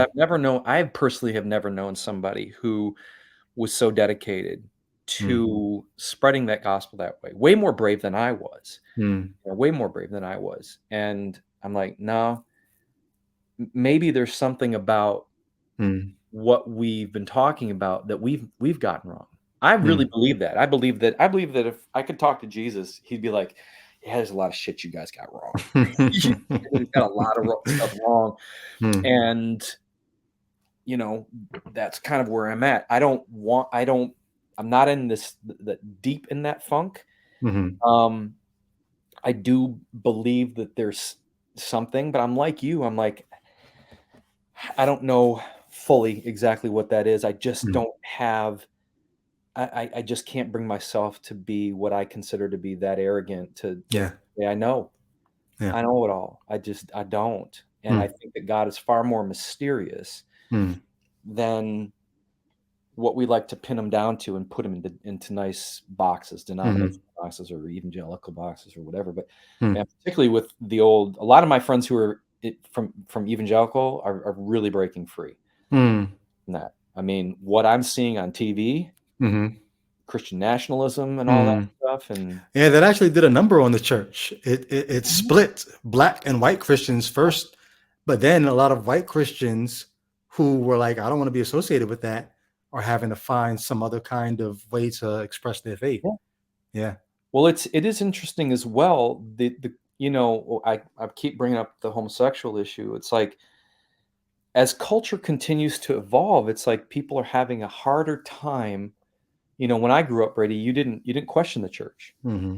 and Yeah. I noticed that as I got out of high school and started in college, I noticed that the newer generations were asking questions that my Hmm. generation didn't feel like they could ask. Yeah. And the Yeah. power structure of the church started to shift Yeah. because kids were saying, "You know what? I don't like what you're saying. I ain't going to church." And Yeah. we grew up when everybody went to church. You know what I'm saying? Yeah. Now it's kind of like I'm not digging this. Yeah. I respect all people or whatever, and Hmm. all of a sudden you start losing people. Hmm. Church is on a decline. Well, yeah. I mean, if you fast forward, I think the book that I wrote, it's going to be one of those things that people come back to 30 years from now and say, hey, somebody's been saying this. This guy was saying this way back in 2023. Yep. You know, Yeah. this generation is not going to be able to swallow that pill, but the next generation, they're on it already.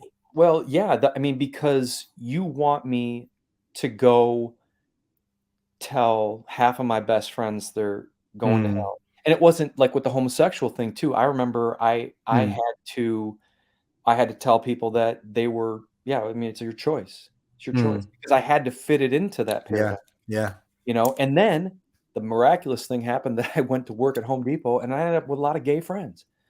I Mm. grew up listening to James Dobson talk about the radical gay agenda. And I'm like, this is Wow. weird. None of my gay friends are any kind of radical gay agenda, Mm, you know? And it's biblical Christianity. I saw something today where it's like, I believe in biblical Christianity or biblical marriage. mm. Like one husband and his sister, one husband and his brother's wife, one brother and his 600 concubines, but not two men because that would be immoral. You know, so funny. I was like, it's That would funny. be one of those gems you could tag me in Oh, on I Instagram. will That throw would be that a one your gem. way because it was like it was like, yeah, there's a list of like 8 different ways that, you know, that Biblical marriage marriage. was not something we would do the way it is today. Right. But Mm, yeah, mm, I with that issue in particular, it's like you're not going to tell kids going to church today that they're supposed to say this stuff to their friends that they love dearly, right. and or you Mm, know that I have prejudicial feelings. I grew up in the church with prejudicial feelings, and but I go to church or I go to school now with mm, whites, blacks, Asians, Puerto Ricans, and you know I'm supposed to feel some mm, kind of way about diversity. So mm. it's just not that old party line is just not, Yeah. it's not Yeah. jiving Mm, with kids today. So right. yeah, they're Yep. thrown into question, and I think that's why deconstruction has taken root. But what it ends up being, I think, to one of your points in one of your podcasts was like, well, I mean, now we're just kind of at a point where we're just building our own version of Christianity. Mm. Yeah. Yeah. It doesn't really fly. Hmm.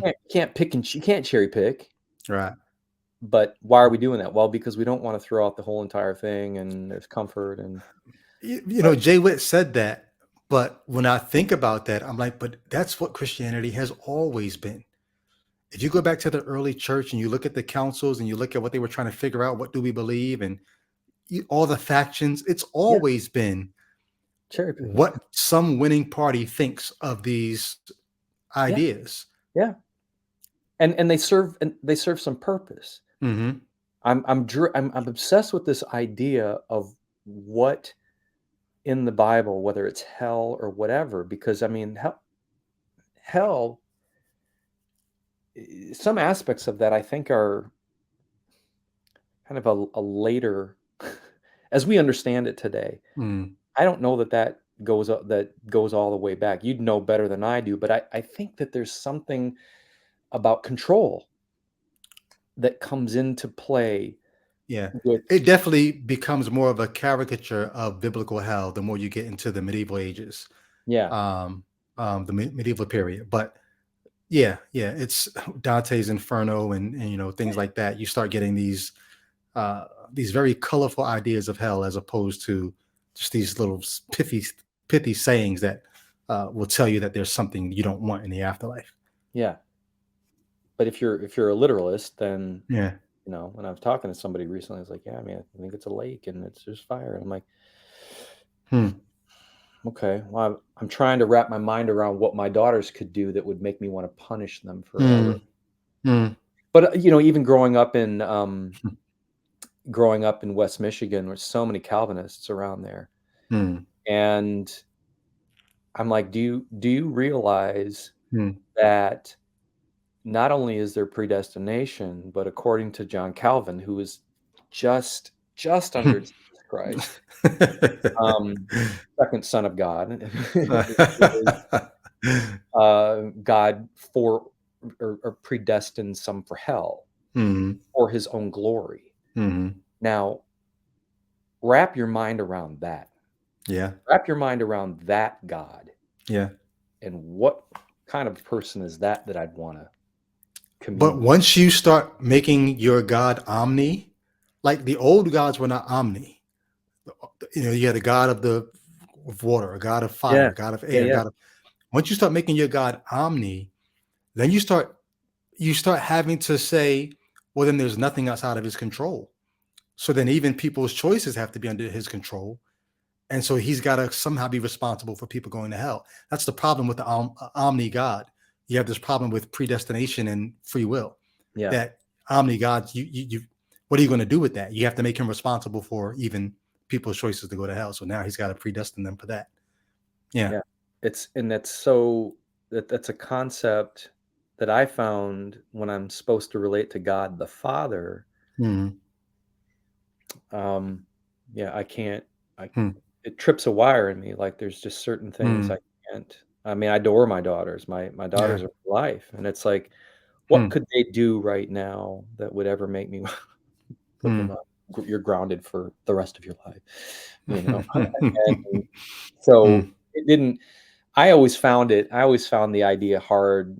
I could never get past the idea that, okay, before the foundations of the earth, God knew what was, and and knew that the majority of the crowning jewel of his creation was going to be roasting forever. Yeah.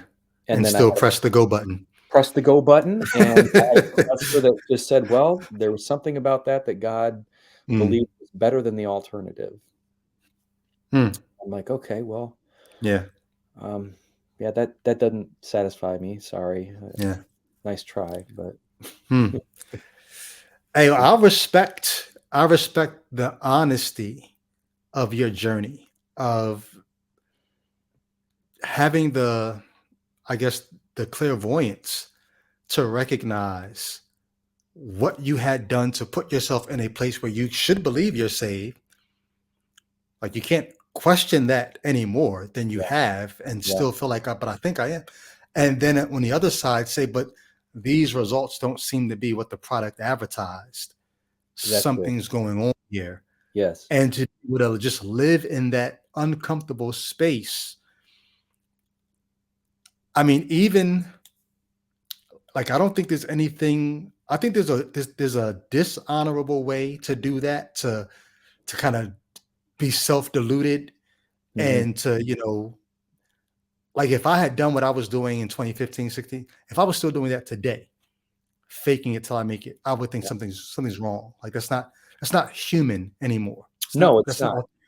Yeah. But what I think what you're doing is not that. I think you're living in the reality of these ideas that have been presented to you that you embraced, and you hit the equal sign, and you're looking at what you got, and you're like, you're not willing to call shit soup. Like, Yeah. it's not Right. it's not edible. You know what I Right. mean?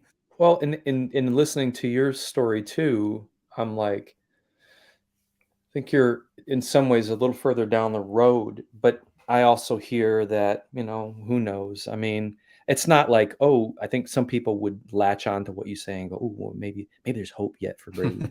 It's not that as much as it is, um, you know, I don't anticipate that I'm ever going to come out and then say, well, I'm an atheist, or I don't believe in anything. But I I have given myself, I guess, the freedom and the grace to say, well, you know what I'm going to do is I'm going to talk less. I'm just really going to talk a whole lot less, and I'm going to go Mm, out and do, mm, and let that be whatever the expression of what I learned yeah. early on. And God's going to have to deal with um, the results of that. I'm Mm, not going to reiterate and go through the whole treadmill again and again mm, and again. And mm, I'm certainly not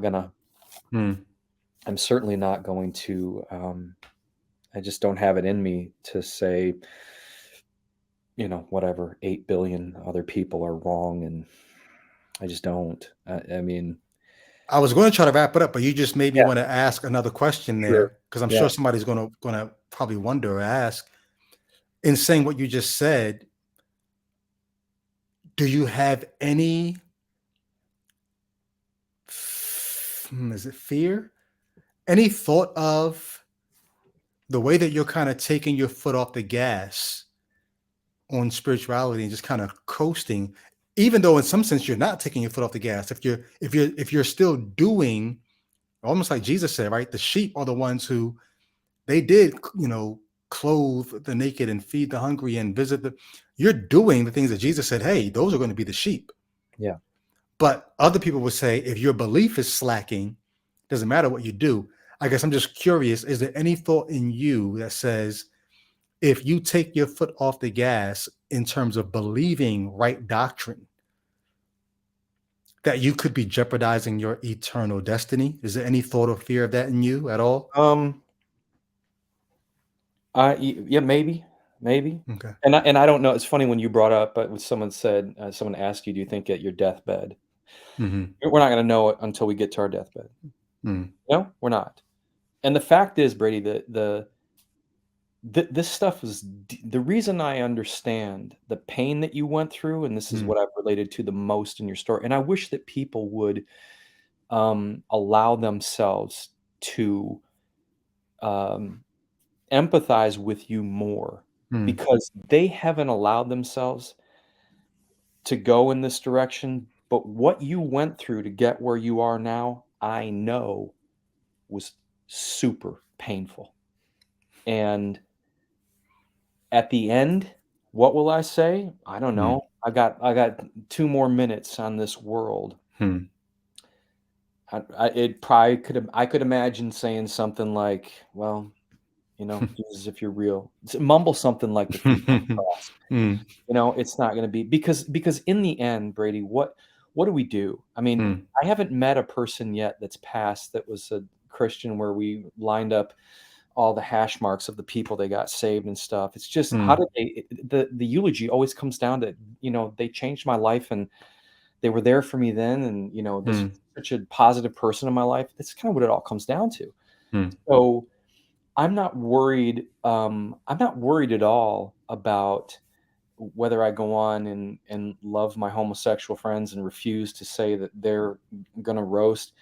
I hate how Christians cherry pick about 3 major sins, and then they overlook pride and jealousy and all the other things.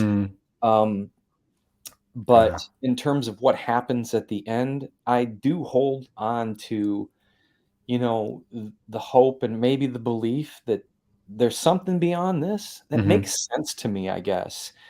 Um, because this life is so short. I just can't imagine. I can't wrap my mind around the idea that in probably 20 more years I'll be gone and that was it. The candle's out. It's just that's a weird thing to me.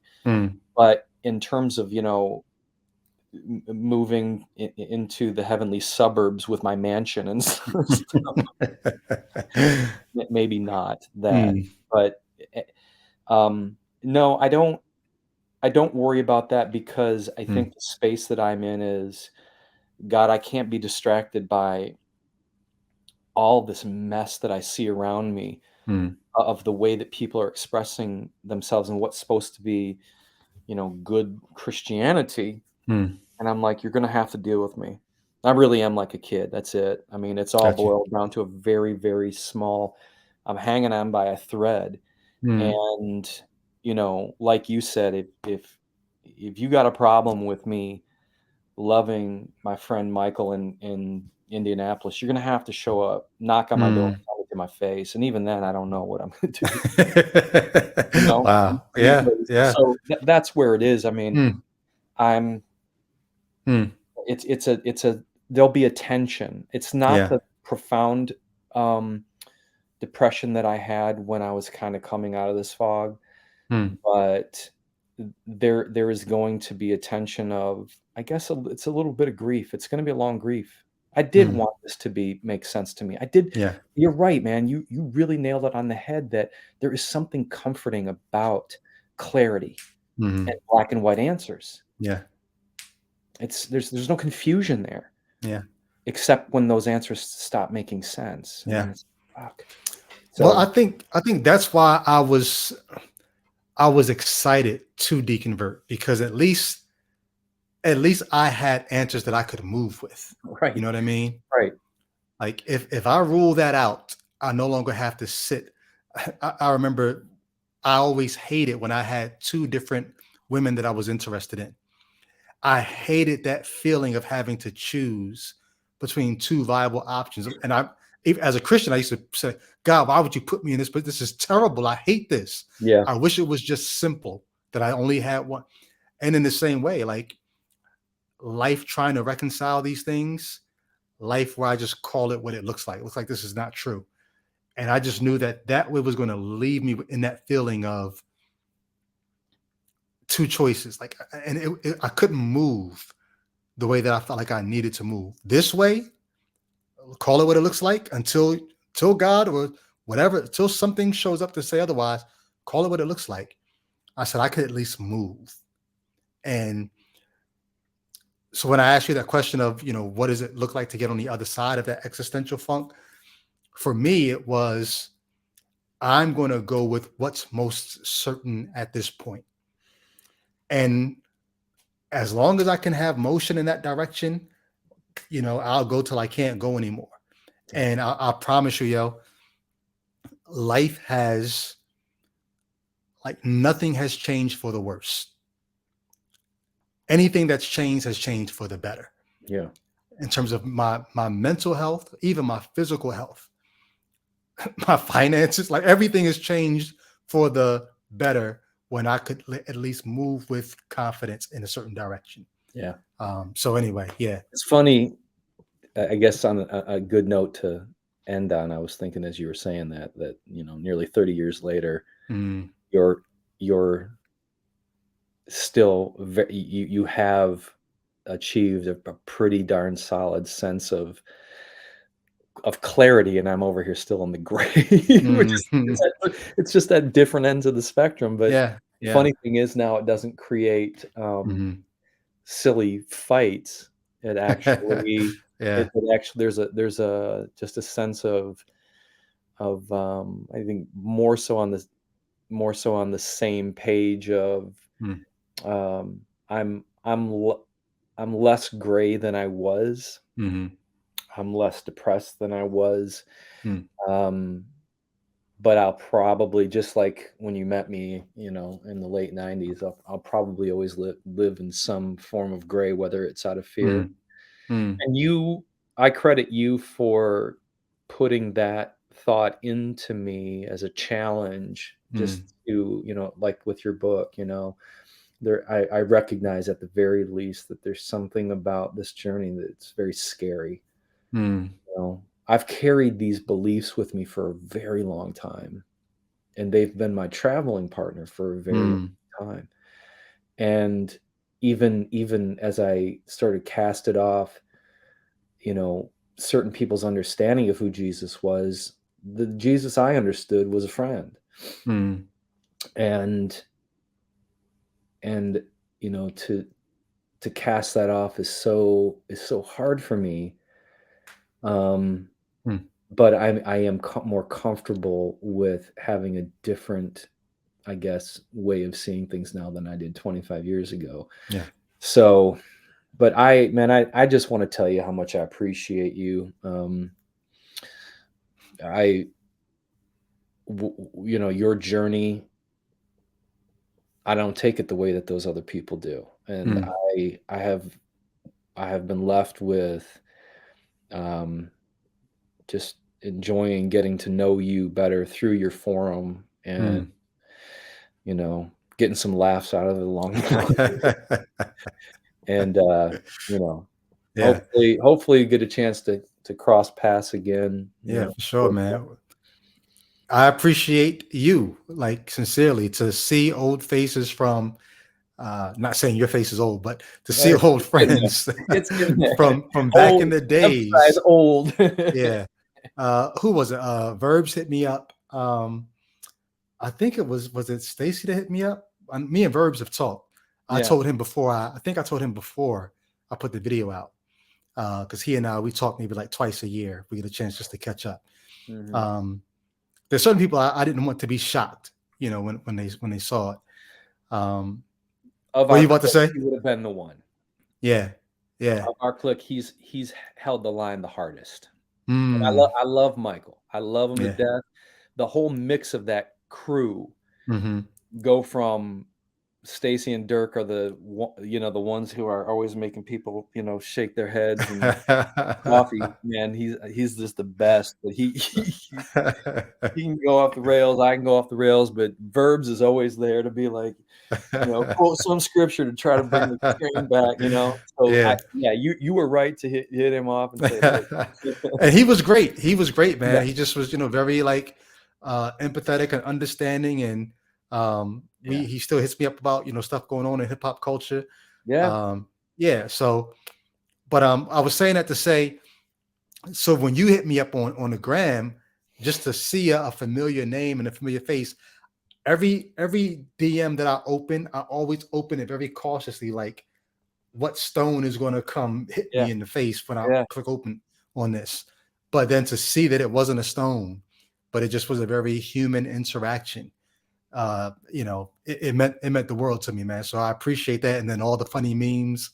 You know, it's like they're hilarious, but it's like they're true. Yeah. And I'll send you that. I'll send you that marriage one too, because I'm just like, man. Yeah. Hey, well, let's wrap this up here. Stick around after I end the joint. I'll just kick it with you real quick. But all right, cool. Thank you for your time. Thank you for sharing. I'm pretty sure that many of the things that you said are going to help some people. Guys, if you're watching, leave a comment in the chat. Just let us know how this came across to you.